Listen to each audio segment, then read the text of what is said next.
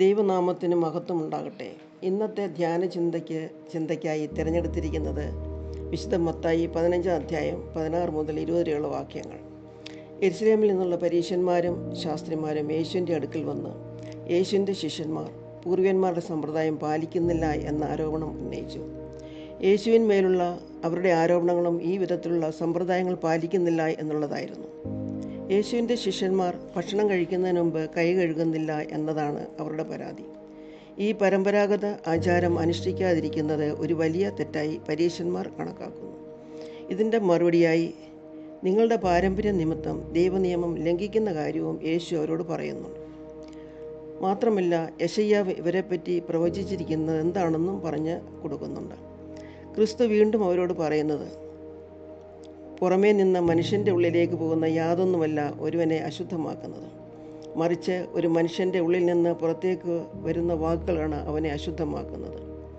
ഇത് കേട്ടിട്ട് പരീശന്മാർക്ക് ക്രിസ്തുവിനോട് നീരസം ഉണ്ടായിട്ടുണ്ട് എന്ന് ശിഷ്യന്മാർ പറഞ്ഞു. എൻ്റെ പിതാവ് നട്ടിട്ടില്ലാത്ത എല്ലാ സസ്യവും പിഴുതുകളയപ്പെടും. അവർ കുരുടന്മാരായ വഴികാട്ടികളാണെന്നാണ് യേശു അവരെക്കുറിച്ച് പറയുന്നത്. ഒരുവനെ അശുദ്ധമാക്കുന്നത് എന്തെന്ന് പത്രോസ് ചോദിക്കുന്നു. ഇവിടെ ശിഷ്യന്മാർക്ക് പോലും ഇതിൻ്റെ പൊരുൾ മനസ്സിലായിട്ടില്ല. വായിൽ പ്രവേശിക്കുന്നതെല്ലാം വയറ്റിൽ ചെന്നിട്ട് മറപ്പുരയിൽ പോകുന്നു എന്ന് യേശു പറയുന്നു. എന്നാൽ വായിൽ നിന്നും പുറത്തേക്ക് വരുന്ന വാക്കുകൾ ഹൃദയത്തിൽ നിന്നും വരുന്നു. അവയാണ് ഒരു മനുഷ്യനെ അശുദ്ധമാക്കുന്നത്. ദുശ്ചിന്ത, കൊലപാതകം, വ്യഭിചാരം, പരസംഗം, മോഷണം, കള്ളസാക്ഷ്യം, ദൂഷണം എന്നിവ ദുഷ്ടമനുഷ്യരുടെ ഹൃദയത്തിൽ നിന്നും വരുന്നതാണ്. ഇവയെല്ലാമാണ് ഒരു മനുഷ്യനെ അശുദ്ധമാക്കുന്നത്. എന്നാൽ കൈ കഴുകാതെ ഭക്ഷിക്കുന്നതോ ഒരു മനുഷ്യനെ അശുദ്ധമാക്കുന്നില്ല. തിരുവെഴുത്ത് വിരുദ്ധമായി പാരമ്പര്യങ്ങൾ സംബന്ധിച്ച് നിർബന്ധം പിടിച്ചുകൊണ്ട് ദൈവത്തിൻ്റെ നീതിയുള്ള നിയമങ്ങളെ മറികടക്കുവാൻ ശ്രമിക്കുന്ന മതനേതാക്കന്മാരുടെ കപടഭക്തിയെ യേശു കുറ്റം വിധിക്കുകയാണ് ഇവിടെ ചെയ്യുന്നത്.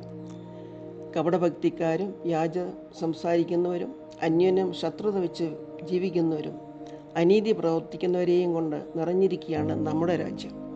യഥാർത്ഥ ദൈവഭക്തർ ദൈവത്തിൽ ആശ്രയിക്കുകയും വിശ്വസിക്കുകയും വിശുദ്ധിയിൽ ജീവിക്കുന്നവരുമാണ്. യഥാർത്ഥ ഭക്തിയും സ്നേഹവും നമ്മുടെ ഹൃദയത്തിൽ നിന്നും വരേണ്ടതാണ്. അതാണ് ദൈവവചനം നമ്മളെ പഠിപ്പിക്കുന്നത്. ദുഷ്ടന്മാരുടെ ആലോചന പ്രകാരം നടക്കാതെയും പാപിയുടെ വഴിയിൽ നിൽക്കാതെയും പരിഹാസികളുടെ ഇരിപ്പിടത്തിൽ ഇരിക്കാതെയും നേരായ പാതയിൽ, സത്യത്തിൻ്റെ പാതയിൽ നടക്കുവാൻ ഞങ്ങളെ സഹായിക്കണമേ. ഈ നോമ്പ് ദിവസങ്ങളിൽ മാത്രമല്ല, എപ്പോഴും വിശുദ്ധിയോടും വെടിപ്പോടും ജീവിക്കുവാൻ അടിയങ്ങളെ അനുഗ്രഹിക്കണമേ. സങ്കീർത്തനക്കാരൻ പറയുന്നത് പോലെ, എൻ്റെ വായിലെ വാക്കുകളും എൻ്റെ ഹൃദയത്തിലെ ധ്യാനവും അവിടുത്തെ മുമ്പിൽ പ്രസാദമുള്ളതായിരിക്കണമേ എന്ന് നമുക്കും പ്രാർത്ഥിക്കാം. ഓരോ ദിവസവും രാവിലെ എഴുന്നേൽക്കുമ്പോൾ ഇന്നത്തെ എൻ്റെ ചിന്തകളും വാക്കുകളും പ്രവർത്തനങ്ങളും അവിടുത്തേക്ക് ഇഷ്ടമുള്ളതായിരിക്കണമേ എന്ന പ്രാർത്ഥനയോടുകൂടി തുടർന്നുള്ള വേലകളിലേക്ക് പ്രവേശിക്കുവാൻ എല്ലാവരെയും കർത്താവ് സഹായിക്കട്ടെ എന്ന് പ്രാർത്ഥിക്കുന്നു. ദൈവം എല്ലാവരെയും അനുഗ്രഹിക്കട്ടെ.